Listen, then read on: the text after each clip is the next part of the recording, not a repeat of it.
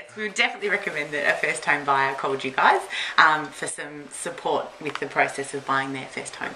One of the best things about it was that we finally had someone in our corner. Yeah, we came in with no power, and I think we feel like we could give them a run for their money. We bought within, I think, a month of using the service. It worked a lot faster than we thought it would. It felt like we were really able to decode all the crap that they go through in trying to sell you a house.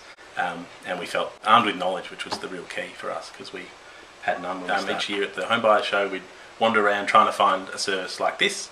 Real estate helpers told us what we were going to get, and we got it. And very inexpensive, really. But it was also great too, I think, because we were resourced. You know, we were still included in that process. The process of actually making the final offer, and we feel like we did that with a guy in our corner to coach us through the stages. Yeah. We found a great place and we made a great offer, and we weren't taken advantage of. We know we didn't pay too much.